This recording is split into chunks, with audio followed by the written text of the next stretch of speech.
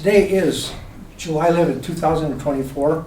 This is the Trinidad Urban Renewal Authority. It is 5 p.m. and this is the work session. Item number 1 on the agenda this evening is the Trinidad Opera House LLC, the loan request that we recently received, in which Trinidad Urban Renewal indicated that something to pursue and something to consider, basically with all the moon and stars and everything lining up, which it would include negotiations as needed with the requester. One of the main component of it all is I think TURA has the funds. It's not we have the funds and can do it. It's within our authority and within our purview, as indicated by Paul Benedetti, our attorney. It can be done. But the component that we still lack today, and I apologize for it, but we do need a third-party loan administrator to not only help us originate that loan and then to administer it as time goes from the beginning to the end. Made contact with 4 local institutions, and none of them do it. It's not done. My other alternative, and by the way, Commissioner Howlett and I have met a couple of times since we last had a meeting. Productive meetings. Yeah, so we have discussed this a bit and to the best we could for what we had available. I did make contact with one of the local, I had a conversation, and I assumed it was going to go further than that, but one of the local title and escrow companies that indicated that they probably or might be able to do it and would provide to us a proposal and other information that we would send to our attorney so we could fine tune it and make it happen. However, as of this date, I've not received any responses to my emails. I shouldn't say not any. I have received some response to my email, but I haven't gotten any more information on it. I haven't had any calls returned as well, so I'm not able to bring anything forward on there. I don't know if I want to call it a work in progress. The holiday. The holiday helped kill it. Yeah. So there were a lot of things. So it's not a I'm not sure how to claim status on it at this particular point. But we still need to find that particular component to it, so that loan can go and be serviced throughout the life of the loan, whatever we're going to determine that to be. I'm sure it's going to be installments, and there's going to be a few years, several months that it's going to have a life of. So we have to do that. And in fact, I'm getting to it a little bit more, and then I'll open it up to questions. You'll recall last month Troy Bernberg from Northland Securities was here. He made a presentation. And in that presentation, he did indicate they could do a lot of things regarding the matter, but they can't do anything as far as the loan part itself. That's not anything they could administer or service going forward. Mm-hmm. They're able to provide other services like the negotiation with the borrower, making sure that the project is going the way it's supposed to, those kinds of things. As well as I also had contact with Mike Schollaveres and Associates. They can't do the financial portion either, but they can assist to make sure that they assist us in formulating an agreement with the requirements for the borrower and property owner to do as what is in the agreement to do. So long story short is we got to locate a service. Now, Commissioner Hallett, you did send me, but there's several places that we can probably look at that may be able to provide the loan servicing. Mm-hmm. If that happens and we have that down pat, and then we can proceed on to do what we need to do, negotiating with the borrower and property owner to figure out what we'll do next. I believe that they are the borrower for which is Trinidad Opera House LLC, did see that preliminary loan agreement that was formulated by Paul Benedetti, and it really is signed on it, in agreement to go forward with it. Mm-hmm. But I don't want to negotiate anything and provide hope. It's not false hopes. We'll get it there. Mm-hmm. But I don't want to get too many things in front of the other before we can really make it happen. Mm-hmm. But it's something that we've all deemed that it's something worthy and necessary for that to happen. It's just that certain things need to come together, and that's where we're not. On a similar note, I did yesterday receive a call from Catherine Corral from DCI. And in reference to this loan request in the Opera House. And she name didn't really, she didn't have it in place, but she had gotten an inquiry about how DCI could participate or provide information. And so we had a brief discussion on it. She told me she was going to dig in and possibly contact probably at least Pueblo Urban Renewal Authority to see how it is that they do when they provide loans or how. Other UIs do it. Yeah, so she was going to do that, but the caveat on that, or the warning was, I'm going on vacation next week, so I don't know how quickly that's going to happen. But she said that she would try to lend from that side, you know, and I don't know if she really understood it, because a lot of those contacts I made think that we're trying to find money. Yep, Not exactly. that we have money and we're just trying to get services. Loan servicing. Yeah, and I think that was the assumption, is we're trying to find money, and, you know, far from being it. We have the money, we just need to be able to take it from point A to point B, whatever that's going to be. Commissioner Hall. First of all, it was, we shared several phone calls, several emails, got a chance to work kind of across the table with each other, and it's such a great guy to work with. And so I think we've got a lot of good things done during that time. We appreciate the board letting us just separate and put some time in that. We did find some other entities out there. They're loan services companies. This is what they do. They mainly do it in the private equity world. So if you're going to sell me your bar or your business, but you're going to be the bank, there's companies that come in there and all they do is loan service it for that industry. So it's really big in commercial real estate and those things. And so we found several of those things, but we put that on hold because we wanted to hear from Troy, we wanted to hear from the local businesses, and we wanted to make sure that we had exhausted anything local in our area before we move forward. So I did have a conversation on some other things with Keely Williams, who works with Dana now, and so kind of her right hand these days. And I said, Keely, there's still some tall grass around this. We don't know where the devil lies in the weeds there.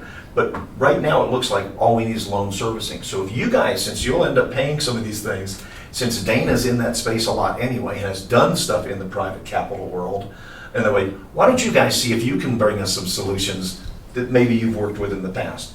Because as long as it's a fully a legal entity that's allowed to be in the business they're in, then to me at least, it doesn't matter where that comes from now that we've exhausted the local options. And Troy, took him a while. I will say, took him in my mind too long to get back with us.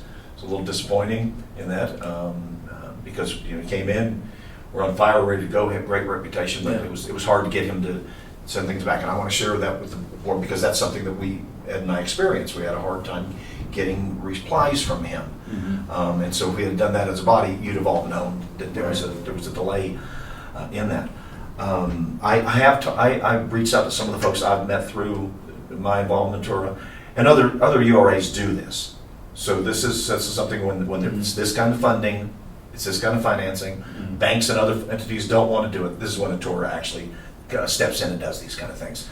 So I think the next step would be, which you've already taken, my next step was, can we get this with downtown Colorado? Can we get other URAs, Pueblo's a great big brother to us, and interested, we can find them. Because in my mind, that's the last thing we have to finalize, compliance and loan servicing. And then we can actually move forward in this and make more money, quite frankly, than we will on TIF. I need to bring something before I forget it, only because I might forget it. Troy Bernberg did send me an email a couple of weeks ago. Tomorrow will probably be 2 weeks. It was a long resume and an explanation of his qualifications. It didn't contain any kind of a proposal or anything in it. And shortly after that email from the city, so that email that I got from him, I couldn't relate back to it. I did send him an email from my Gmail account that I used previously, but he's on vacation in Europe visiting relatives and won't be back till next week. So that's part of where that is. We all need to go on vacation. Meet somewhere to, so anyway, like I say, I bring that only because I don't want to forget it. Commissioner Lopez. Okay, so I think the last time we discussed it was to move forward and to see how we can proceed with this. But I also had some concerns regarding the financing of the remainder of the project from the developer. Has that been submitted back to us? Have they got secured funding, succession plan? Has Dana Crawford said, okay, if you're gonna give me this in the loan capacity, I've got the money to finish the project?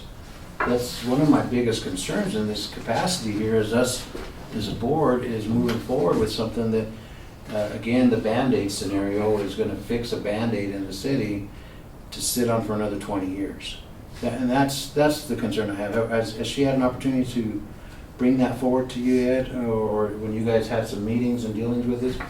Because now we're 100 to 140,000 of a loan, and to fix a corner so it doesn't kill anybody.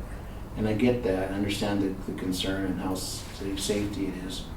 But are we gonna have a building that 20 years from now is doing it on the other corner, and we leave another board in the same predicament we're in today of assisting in that? So do we have that? Well, and since that we worked next through that, step? in frankness, there's two separate things. This is a loan for $140,000 that will have real collateral placed against it. And our board and a future board will have no problem with that because they'll What's be the required. collateral? We don't want the building. We don't want the building. That's one thing that we have reached out to them. We need a better piece of collateral, most likely residential. Our recommendation was the TSC's president's home, since it's here and viable and et Is cetera. that free and clear? But again, we can ask those questions, but as far as Yeah, where the other financing is, I don't know if that's germane to this loan. This loan, if it's not paid back, we'll assume collateral on it. If it is paid back, we're making money on it. If they never develop that piece of property, it's still not anything to us. It just won't be developed. So we really don't have any risk, because our risk in $140,000 will be tied up in that loan document and collateralized. And so I'm less interested in seeing where they are there because I don't think they have the answer. I don't think there's going to be funding there.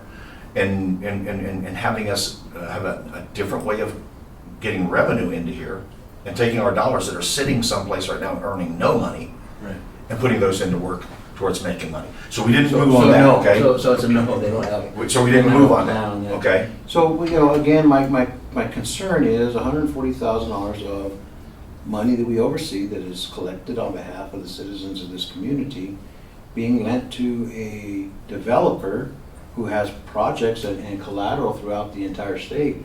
Could we use it better in another way, another entity, if someone else came forward with us with a complete project? That's my concern. And if we don't have that, then I don't know if I would be able to support if she doesn't have a succession plan moving forward on this thing. I understand the interest we make on the loan. $140,000 is minuscule, to be honest with you. It's not a lot. What are you doing, 8%, 6% commercial? 8% commercial rate, 6% is what's prime right now. Is it something that we want to get into? Because then it opens us up to this. Mr. Begley has a building downtown too, and now he needs $120,000 to fix it, or Penny Saidi or any other business owner in the community. Now we just open that door. Now we're a lending mechanism to help put a Band-Aid on a building that the property owner should be the one be responsible for repairing that, and we invade in the private sector. Now I get the toolbox mentality.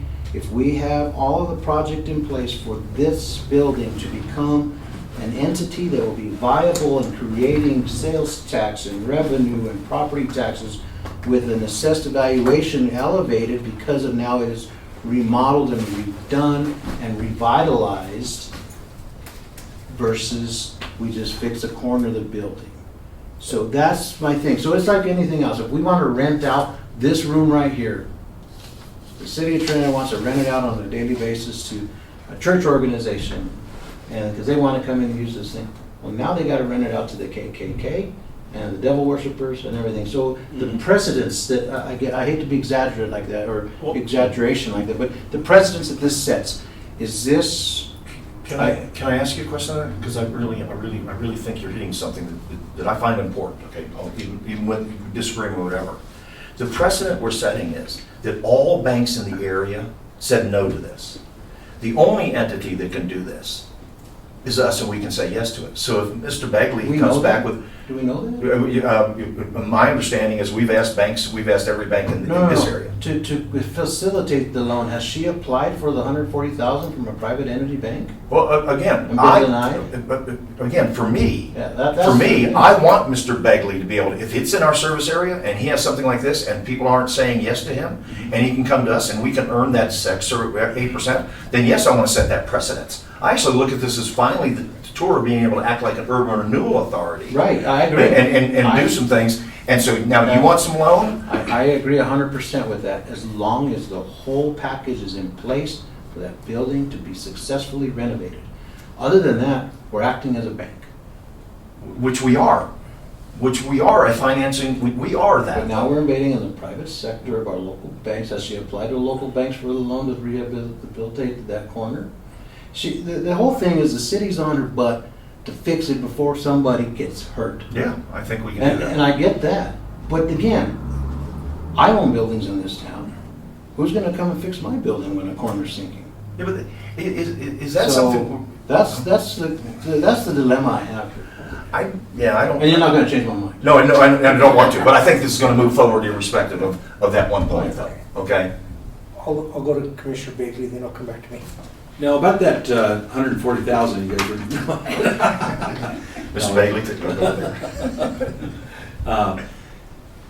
my thing is that when we saw architect come, Paul Glenn, All right? that. And this is imperative that we get this done right away. But there seems to be, what I'm noticing is that we've got to cross the Ts and dot the Is from our point of view. You know, we're not just like say, oh, you came to us and, you know, we're going to give it to you. I'm a fan of main and commercial, so to go just as far as any building, even if it was my building or whatever, and I don't have a building downtown, so, but I'm saying main and commercial, which represents the city of Trinidad. It's kind of a you know, iconish type of thing for our town, you know, right there in main and commercial. So I'm for that, but at the same time, I understand, and I would agree with Commissioner Lopez saying that, you know, is 140 just, you know, and they're gonna, where is it going forward? Now, Paul was very, very affirmative and everything, but what, I guess maybe what I'm saying is, are we holding this up by not getting a safety issue taken care of? Is everything, you know, we have some money here, you know, I felt like this was really pressing the last couple times, like we really do need to get this done. And now I'm sitting there looking at it from this perspective tonight, saying that we have, you know, we're not getting clarity on our financing part of it. And I don't want to move too fast on that. I want to make sure we get all these questions answered.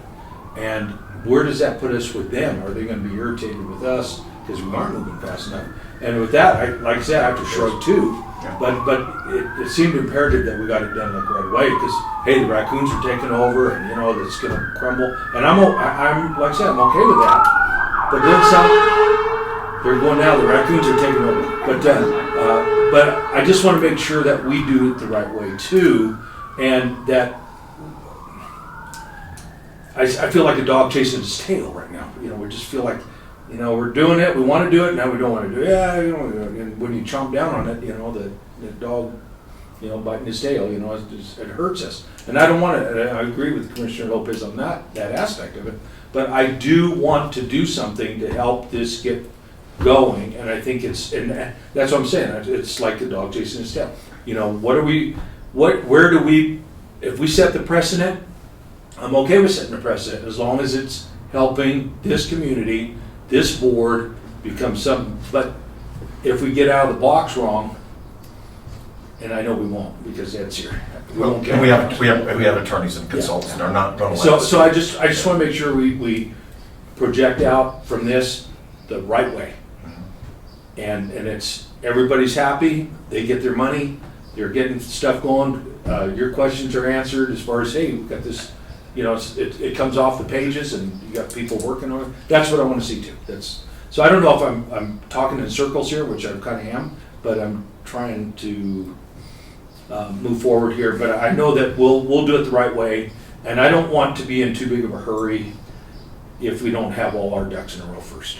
Well, one last comment to add to that and to you to give you a little bit of a sense of my thought process is stackable grants, stackable investment, where an organization like this coming to us, to our organization, can actually have secured funding for this $140,000 with the caveat as I have a grant that is approved for repayment to this commercial loan upon completion with all the other stuff, the caveat of the entire project. Mm-hmm. So there's ways to manipulate Mm-hmm. and utilize secured funding, which we could be the secured grantee when the completion is done, similar to, well, we do it now with the facade program. We give them the 10,000 or 12,000, 5,000 after the project's done. Mm-hmm. And we make them show us the money they have, the project.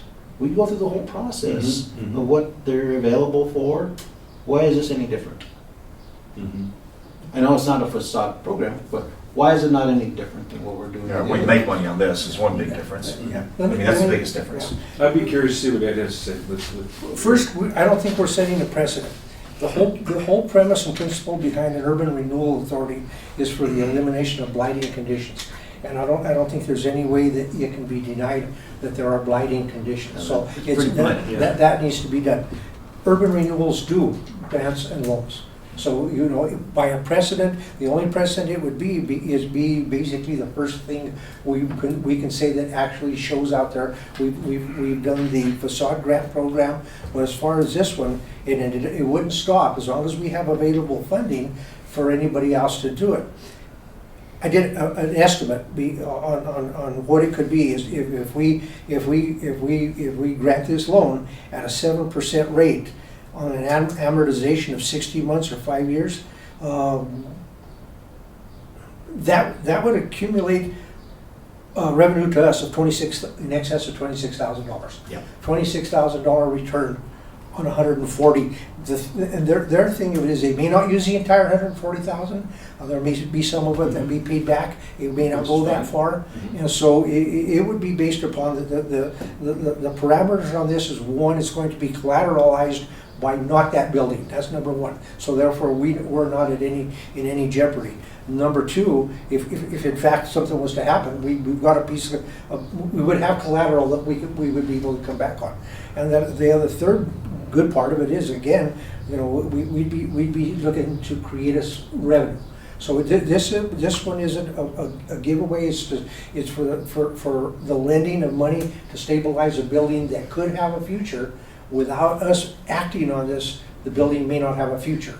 They may be able to do something beyond us, but this falls within what an urban renewal could and should do. And so, it's not that far out of the question. I understand all these other things. We would like to see those things happen. I think Paul indicated that night, that last month when he was here, indicated about where they are as far as, I think he gave us a timeline on where they thought that they would begin what they call the phases. The basement and the first floor demo. And those are within 2 years. Obviously those are hopes that that are there, and we hope that can all happen. But it's one of those things where, and to address what you're saying, Commissioner Bailey, we're trying to get there. Everything before the agreement comes together, and if there's a loan to be approved and everything happens, it's going to be because everything is there. Yeah. And it will be with the assistance of, obviously, our final consent, consultant, attorney. All those things will come together before it is, it'll be there and safe, not only for when we enact it or when we put it together, but for successors to us as this board goes forward. Okay. Because this board has URA right now has another 15-year life. Right. Yeah, and I agree with all of these things and all this stuff. So if I can ask for a request to calm my concerns, is we've only heard from her Architect. architect. I'd like to hear from the applicant. I'd like to hear from either I think that's fair. her or her legal counsel to answer the questions that I have for Paul when he says, I don't know. I don't, well, I would like to know from the horse's mouth. Actually, I think that's really on point, because when we're talking right now to somebody who's an architect who isn't in the financial realm, really wouldn't be the person that I don't think we should be interfacing So, with. yeah, and so Now, if the facade program came in, we talked to the applicant directly. Like, I think that is necessary in this, for me. That's a good point. I like it. I agree. Okay, I will talk to Paul about that. Yeah. And then he can relay that on to her, that it should be her, and in fact, he may be acting as her attorney in fact. You know, she brought this and allowed him to come, he may be able to answer for that. I mean, if she says, hey, you know, you are my attorney in fact. Well, then we can accept that. But Yeah, I didn't know he was an attorney. Well, no, but. You but don't- Acting in a You can, representative. you can designate somebody to do that, and you. As you act as an authorized attorney in representative. fact, Yeah, Exactly. yeah, it's. But I think it's a good broad point to terminology. then have them declare that. Yeah, Right. yeah. Right. And Yeah. that's, There's some statement of that authority. follows the Yeah. precedent that we have as Yeah. far as like the applicants that come for Yeah. Yeah, facade. you know, I just hate to have to answer to people in this community that we just gave a millionaire, billionaire, gazillionaire, whatever she is known as, a loan. You know, to me, it's mind-boggling that she doesn't have access to other funds instead of this resorting to renewal. The only people that would actually buy that kind of building, and most of the buildings that are in disrepair and blighted, are folks that do have money and maybe put a You know stack what, together. do you know what she paid for that? Probably hardly anything. Yeah. But, you know, 5 years ago, you buy a house here for $39,000, right? $200,000. I understand, but it's a multi-million-dollar investment, and so. So for me to And have. scary. Yeah, to have conversation with the applicant would be, I think, efficient for me to move forward with questions I have. And my thing with this, this board does not answer to the citizens of Trinidad. This is not an elected Answer to the position. city of Trinidad. Yeah, the city of Trinidad City of petitioned us. And the to city of look at this. Trinidad City Council answers to the voters. I understand, but we don't, that's why we're isolated. What I don't want anybody to think that ever watches these videos, that quite frankly, this board actually reports to the citizens of the city or the county, because we don't. That's an elected office people can choose to run for. And their recourse, though, after the city has almost petitioned us to really look favorably on this applicant because of the blighted condition, because it's a tip of the spear on our commercial and Main Street, because of the importance of safety and blight. The city almost petitioned us to do that. And that's that we serve at the city's pleasure. They can remove us at will. Well, if I recall, Steve Ruger didn't say this is something the city requested. It was a tool in the toolbox that they're an avenue for them to possibly for us to look at. I think we have letters on their letterhead. Did he advocate for that? I don't think he did. He did, the approach came Steve? to the planning department Yeah. and the city manager, We have manager's letterhead office, on that that. it would, you know, that there's, something needs to be done, and this is one that TURA participation could be a helpful one. Well, whether or not we answer to the citizens of the city of Trinidad, we do have a fiducial responsibility of their funding that belongs to the city of Trinidad taxpayers. And making money is a good thing. I'll just kind of leave it. This is the Yeah, opportunity. throw that for us last to- one in, not bad. No, well, again, I think when you look at your fiduciary responsibility, one of that is actually to grow your revenues so that you can be a more powerful and more sustainable and more involved organization and successful. And from anything that's been on our plate here, in the number of years that Ed's been here, certainly in the number of years he's been here, and the short time I've been here, this is the best opportunity this board has received from an applicant to make money. So Short stuff. last comment I'll make is I've seen that building deteriorate for 25, 30 years now, since the businesses have been closed in the last 15 years. Yeah. And it's getting worse. I hate for us to put $140,000, whether we make $26,000 back or not, and it sits for another 30, 40 years deteriorating, when the city or a developer could do something else with it, raise the building to the ground. Even though you have that broken tooth smile, beautiful park and parking of other things that, you know, beautifying the downtown area could be done. So that's, I hate to come back 30 years to this board, God willing, I'm still alive at 82, I want you and to say, I told you so. Quite possibly, but sometimes there's risks you gotta take Yep. to realize any kind of a reward or benefit. So But in any case, that's idea. that would be the next thing is, okay, we want to hear from them, but still going to continue working on that other part, because if it, Yeah, if it's a go, then yeah, you're good to go. Yeah, we can't, Good we discussion, can't by the say way. get it in this direction, but be missing something else. So that will continue. I will talk to Paul Glenn about that and determine whether or not if he wants to state he has that authority, or then Dana can make that address herself. Okay, thank you. Good? Okay. Item number 2, facade improvement incentive application by Keely Williams for the, get the name, for the WOW. The Well Hotel and Tap Room. Okay, and I have not heard anything more from her. And again, with the loss of email and other things, I don't know what's in there. I'll get to look at all that now. So there could be things in there. I didn't get any responses. And if it's been reliant on email, that could be the missing part right there. So, that's just status as of this point. Item number 3, the DOLA planning grant. I spoke with Nick Mason a couple of days ago. That grant was submitted to the state of Colorado about a month ago, before within the deadline, and just waiting to see what the results are, whether or not the city of Trinidad will get something. And that's the grant that we would participate on. It's mostly geared toward housing, but it would put somebody in a staff spot on the city of Trinidad. And so we'll just wait to see where that happens and how that comes to fruition for us. Item number 4, the Hughes Lumber property update. Commissioner Bagley. I reached out to Carl, and there's no news at this point. Okay, I don't know if he's on vacation. No, he texted me back and said he's no news to report at this time, and I said I would pass it on to everybody here.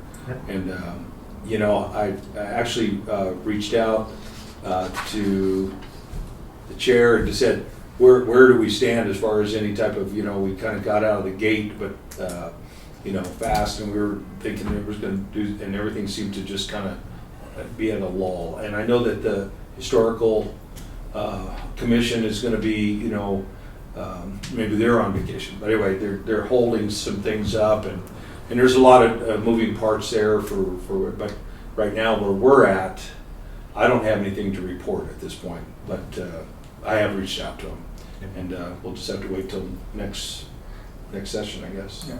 Okay. Hopefully we see trucks over there with building materials getting to do something. Yeah. I think Tim Lamb told us last time when he was there, there's just a lot of wait and see and hold for History Colorado to allow things to happen and get the money that they would be fronting on it. But I will continue to reach out and do some things, and kind of, I wouldn't say press the envelope or anything like that, because Carl, there's only so much he can do, and Just be the liaison. Yes, that's all. So that's the update at this point. Questions, comments? Item number 5, go-to meeting. One of the things that I brought up in prior meeting, and I brought it now for everybody's discussion and consideration, we do have remote attendance available via go-to meeting, but for everyday purposes for us, do we need it? And that's all asked. The city did discontinue, except for certain requirements like this, and so there's scheduled Zooms if you need to have it. Yeah, so they'll do a private Zoom, like for a city council member if they are away, and they'll just give them the link. But anything else, they won't give to the public. So that's for consideration. I put it as in my agenda memos or agenda notes. This all began and it became very popular with the advent of COVID. So with COVID, in some cases, that was the only way you can, and TURA being one of them. I mean, the only meetings that TURA ever missed was like 2 months when COVID began and all the remote attendance wasn't in place. But that's where it occurred. And so it became very popular. It's very convenient. But, it's one that, is it our preference to have remote attendance for applicants and other individuals or entities that want to conduct business with us? Or is it something that we should say, hey, we need to talk to you in person? We've had that happen in the past. Tim Lamb has been here. Troy Bernberg made that trip from Denver. We've had those kinds of things occur. So, I don't know that it is that so outlandish that we would not have it. Obviously, when it comes to our attorney or consultant, those miles create dollars, and so we need to accommodate that. But if it's for those things that we have to transact business, do we just need to arrange it for individual, or do we want to have the public in attendance for it? Your comments, your questions. I think we should claw back that we're an in-person board. I think there was a reason for Zoom meetings and certain times that's there. I think that in the bigger scheme of what we do and the area that we serve, I think you should come in front of us and you should meet and talk. Sometimes there's technical issues on these things that almost make the meeting void of any progress because of some of the technical issues people have had. I think the exceptions would be board members that can't be in, but they can log in. Our consultants, any of our partners. If there's anybody, let's say somebody from the assessor's office, so it doesn't have to just be somebody from the city, somebody that we interface with, in order so they can actually come in for that 15 minutes of an update they need to do and get back to their stuff. They're not ringing up a bill for themselves, and certainly not ringing up a bill for us. I'd like us to actually remove that as a normal part of our business and make it an exception-based technology that we use rather than a normal-based technology, and follow the lead of the city. Mr. Lopez. I've never liked them. I'm not gonna lie, I can't stand the remote meetings, but it does make good sense, what Pat just said, for a lot of our consultants and our attorney. And board members that might be ill and not wishing to spread a cold, or otherwise, and they can't attend. I would concur if we need to have that available to those individuals instead of the travel. But any applicants and people presenting, I think we should follow protocol as it was prior to COVID, of being in attendance and doing a presentation in person. I think the only folks that could be able to be our consultants, heirs and associates, our legal counsel or board members. I would limit it to those, and also possibly city staff. If a city manager or cannot attend in person, or yourself, I think that it'd be very limited to who would be able to get the go-to link if they were not able to attend in person, and anyone else would have to attend. I never liked them either. I know that it was a necessity during that time, so a couple of years ago. So I like to see it go back to the pre-COVID terms. I agree with what was said here already, but just the way I feel like if you have something to present, you should be here to present it, and unless, like you said, there's travel or our folks that help us. So I agree with everything you said here. So. Well, I'm under the same opinion. I mean, it was a necessity at one time, where business couldn't continue. But I'm going to give a for instance, and I'm not going to mention names, but there was one time during all this when it was most popular, and we had an applicant come that requested a grant, facade grant money, and their attendance was based upon that. But from where they were attending from was an excursion, a personal excursion. It wasn't. There was nothing that would have prohibited them from being here in place, but they were off on a personal excursion and were able to weave it in to be here at that time, which is fine. That was the method. It's a common method or a popular way of doing it, and it probably was within that time where there was a lot of that going on. As far as can't be there remote. Prefer to be there remotely because of the COVID scare. So I understand it, but those are things that sometimes it's used more as a convenience than it is for a necessity or an emergent situation. So, you know, my thing of it is if we need to work together, we need to do it face to face rather than on a blurred screen and warbly audio. I don't believe anything was ever done officially to say we have to do or we will take on go-to meetings. So, you know, we could just say, okay, well, from here on in, or you want to do this official board action next month, say we're not doing it except for certain things. I would like to have an official board action with the outlines of the exceptions that have been shared. Okay. All right, well, that will be on for next month, and then that'll be the procedure changes. We'll do it, but we'll do it under limited. The general public needing to attend will have to do it in person. Okay. Item number 6, board vacancies. Quick question. I'm sorry, sure. Sorry. We don't have a set of bylaws or anything we need to dive into on this, do we, to make that change? Oh, yes, we have bylaws, and it's not, I'm- and it's Never addressed, had. yeah, we do have bylaws. I know, but do we need to No, make this adjustment or change? no, I checked them today, actually. And we in 2022, we made an exception that we can have attendance, remote attendance by commissioners in case of emergent situations or whatever the case may be. So we did make, and that will remain, it won't change. You know, it was still in there. But the bylaws themselves, of which I have a copy sitting in here, actually. I knew Just that, popped in my I knew head, I'm that, sorry. I knew that might come up, and here they are. And everybody should have a copy of this. I've reviewed it Yes, recently. yeah, and they were last amended March the 10th of 2022, and it was to allow that members of TURA may attend meeting by telephone or other electronic means and shall be deemed present for determining a quorum. And so we have it written in, which allows remote attendance and count it as you're here, but it doesn't address anything for saying we have to have it for the public, so. Yeah, I hate to have 3 unexcused absences because you weren't here in person and you were on Zoom and it's not documented in this No, document. yeah, so. we do have it in there. I checked that today to make That's sure good that, catch. in case that came a point, so, yeah, we do. Sorry about that. No problem. Good catch.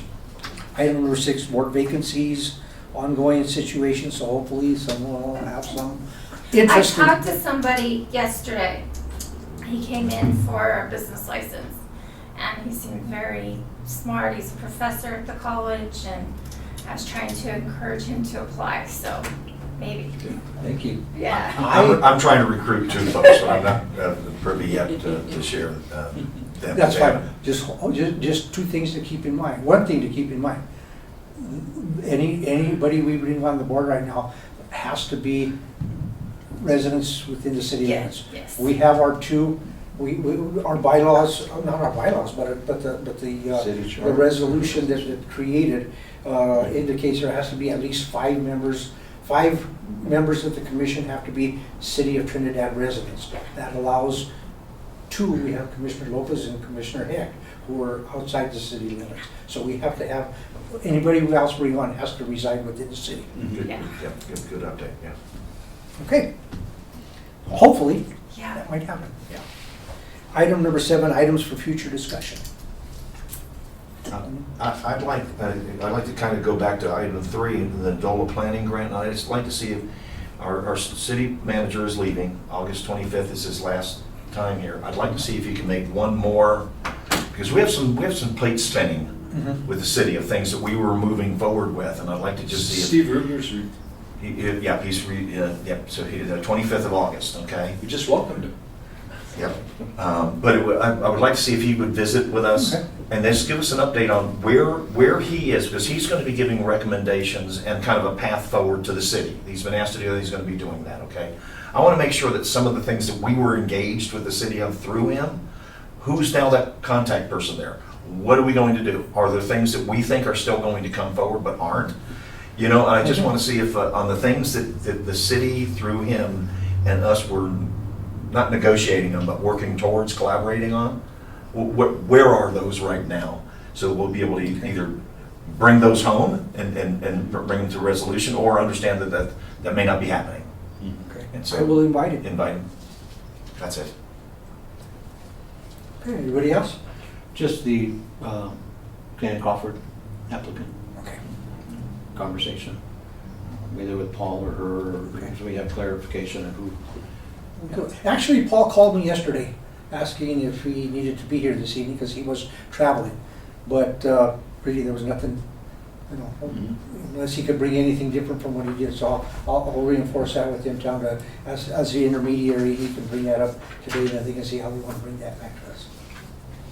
All right, if that's it there, we will move on to our regular meeting. This is the Trinidad Urban Renewal Authority. Today is July 11, 2024. It is now 6:15 p.m. and the regular meeting of the Trinidad Urban Renewal will now come to order. Item number 1 is roll call. Begley, Here? Hecht, Hallett, Here? Lopez, Here. Griego. Here. And for the record, I was notified in advance by Commissioner Heck that he would not be here this evening as he had medical appointments to attend to out of town. So he did let me know in advance that he did get a copy of the agenda, and he did let me know that. Item number 2, approval of the minutes of the June 2024 meeting. Is there a motion to approve? Motion to approve. Well, second. Commissioner Howlett with the motion, Commissioner Bagley with the second. Is there any questions or comments? Roll call. Begley, Yes. Hallett, Yes. Lopez, Yes. Griego. Yes. Item number 3, acceptance of the financial report. Motions? Motion to accept? Motion to accept. Second? Second motion. Commissioner Howlett with the motion to accept, with Commissioner Lopez as on the second. Any notes or any comments Yeah, to share on just to that? let everybody know that our year-to-date TIF revenue is $44,997. We picked up $3,407 from the month prior.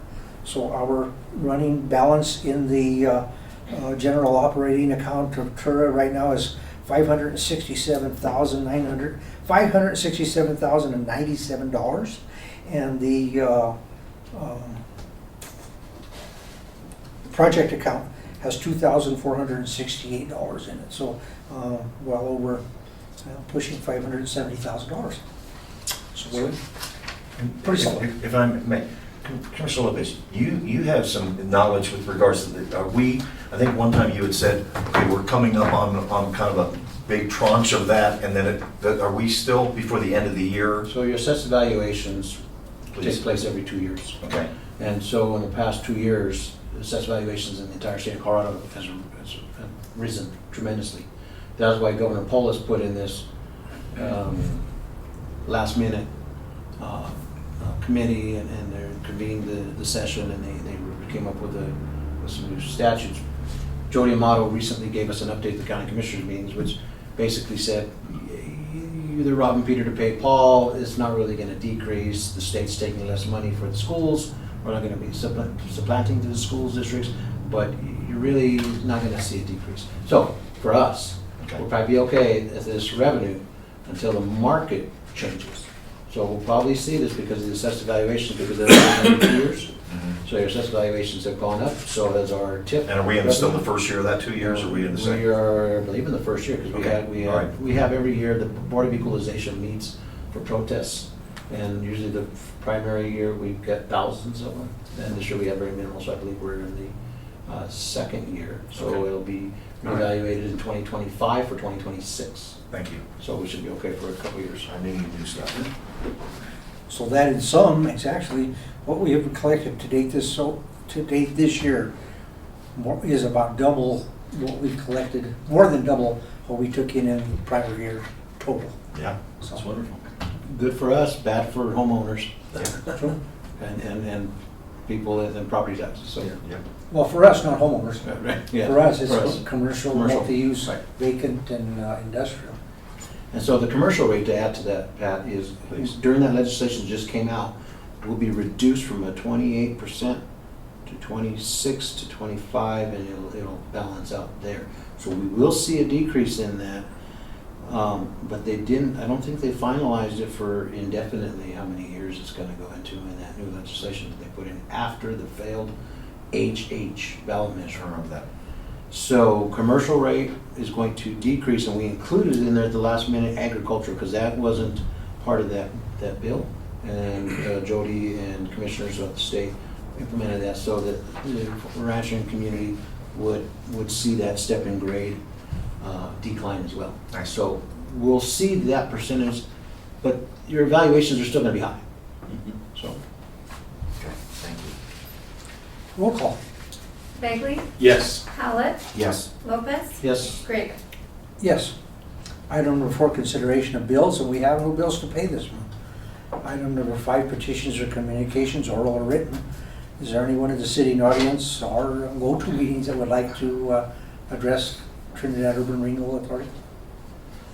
I will ask a second time, is there anybody in the sitting audience or anybody attending via go-to meetings that would like to address the Trinidad Urban Renewal Authority?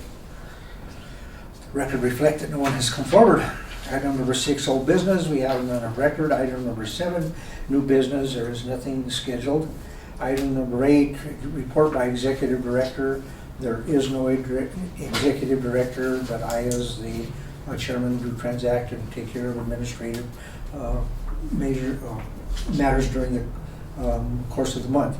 First thing I want to do, I want to again, as always, thank Desi Sandoval for her assistance. And for those of you who didn't notice, Pat, you've got in front of you your nameplate now. You people know who you are. I am Jerry, you've got somebody. one. And Jeff was not here to see it, but she's very astute and caught that, and everybody's got a nameplate now. Well, thank you. Welcome.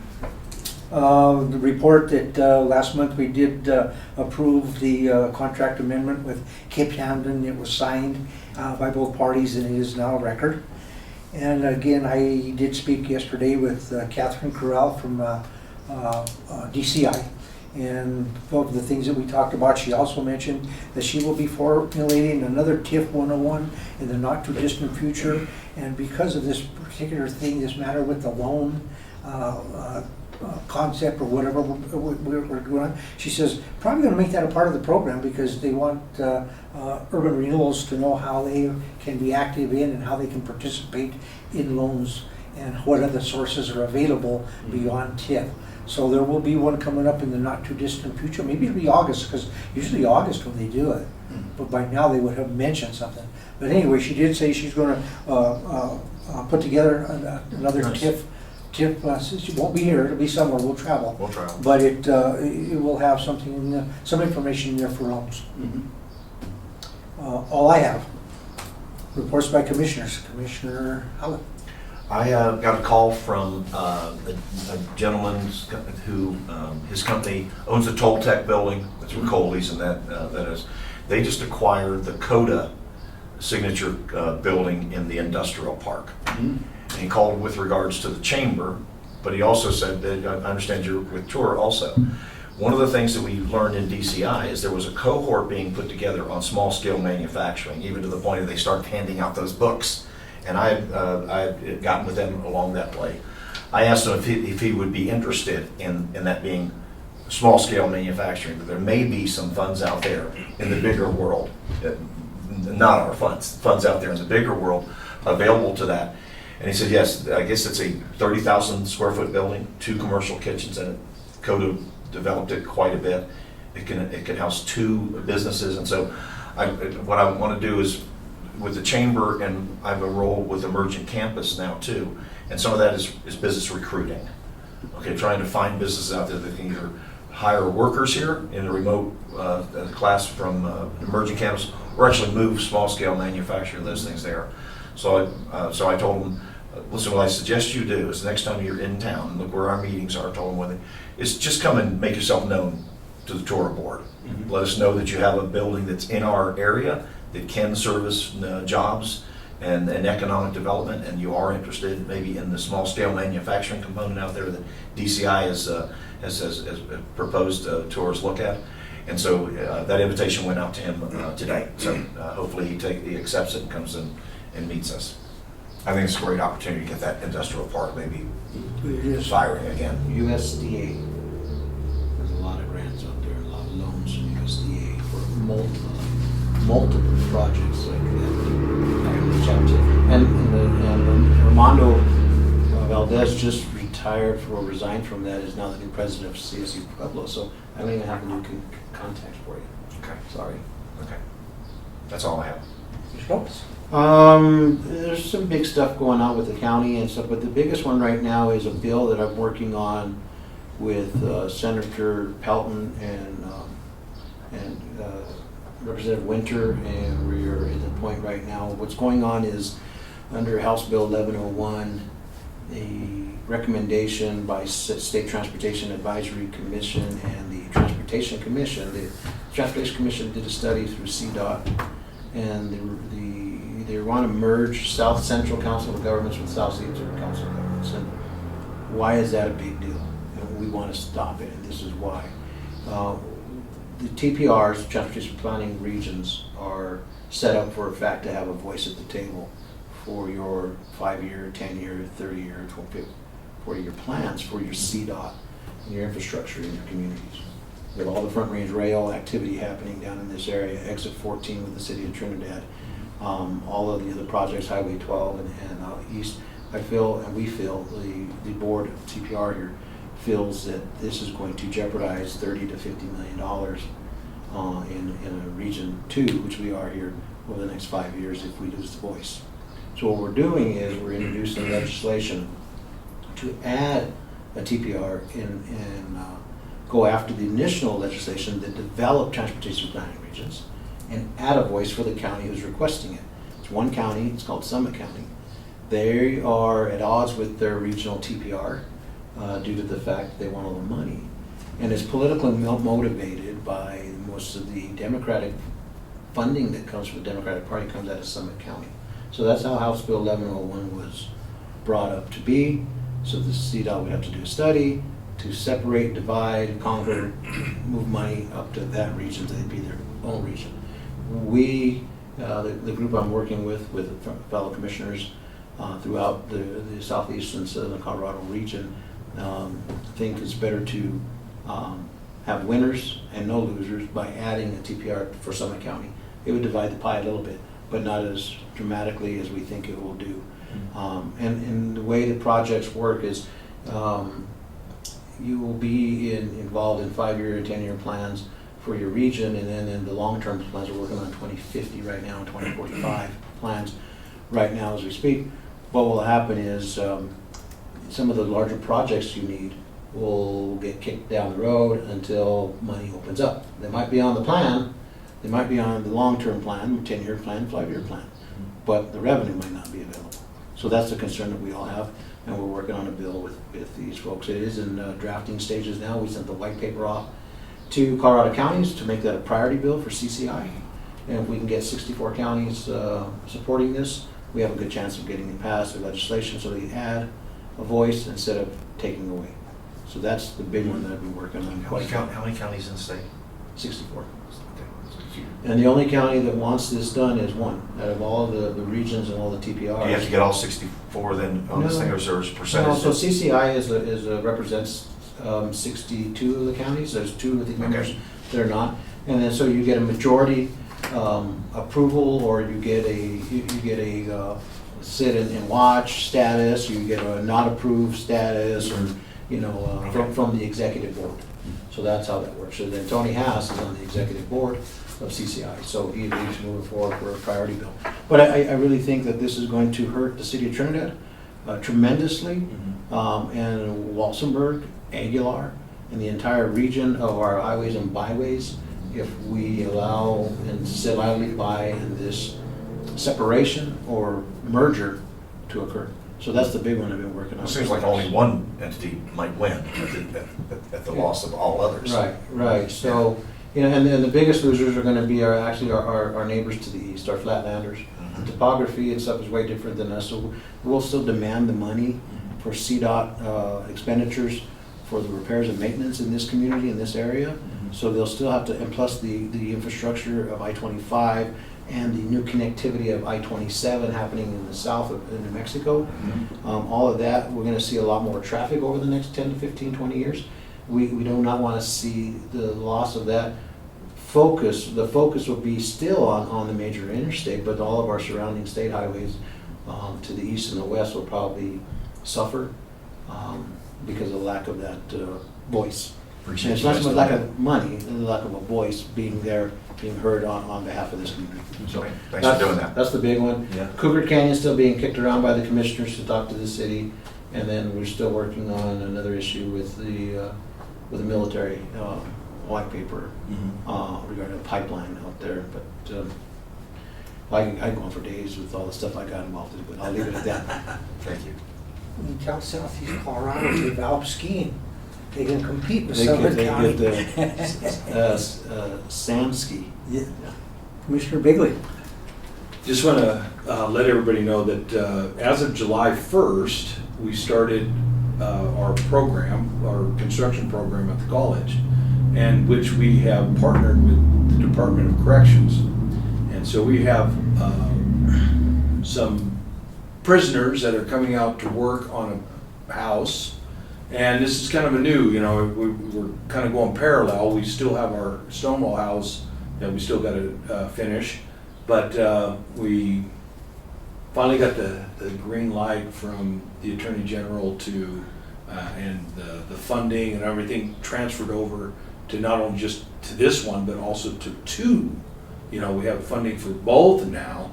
And so we're dipping our toe in the water as of July 1st, in which we're working on a house over here off Engel, and we just started on that. And I can honestly say that we had some fears, as my wife did. They're going to be gang up on me, and old fogey like me, But the young men at this point are really doing well. And anyway, we just started a new kind of chapter with our program, and I'm kind of excited about it, to be honest with you. It's really been good. I think it's good for the inmates for sure. Department of Corrections opened some things up. They had closed things down for, I'm not sure how many years now. COVID. Well, it was COVID, but it was even before that. There was some issues that had come up to where it's too much, so they shut it down. So now this is kind of a breaking open of that, and it looks like this can be a great opportunity. And the guy that comes out with me that brings the folks from the prison, and he just goes, "Don't screw it." Tell the guy, So it really goes back to them, but they've done really well, and we've got some things going on. So anyway, that's just for your information. But We were able to utilize the inmates at the county fairgrounds a few years ago, and they did a great job with our maintenance team on rewiring entire buildings. Wow. And running the conduit, they didn't do the electrical Yeah, side. right. Yeah, and it was a great way to assist county government, and they do a lot of good things. Hopefully they bring it back full circle. Bob Just, who is, works for the city, and he stopped out yesterday, and he's like, "You guys are back." he thought it would be good for the city too, so everybody's like, "Yeah, So we're hoping this is kind of a little opening for some bigger things, for not just only for us and for them, but also opening up the prison again to, Rehabilitation is important. We need, so I'm glad they're doing that. And so anyway, I wouldn't say guinea pigs. This is an old program that they used to have, but because of COVID and different things, they stayed away from it. But there was other things as well. But this is kind of a new little thing. So we're pretty excited about it, and it's going really well. Nice. Yes. Well, everybody, thanks for being here. Look forward to seeing everybody next month. We are at that number 10, adjournment. Motion to adjourn. I will second that. I'll third That's that. my favorite motion. If there are no Great job, guys. dissenting votes, we will call this meeting adjourned at 6:33.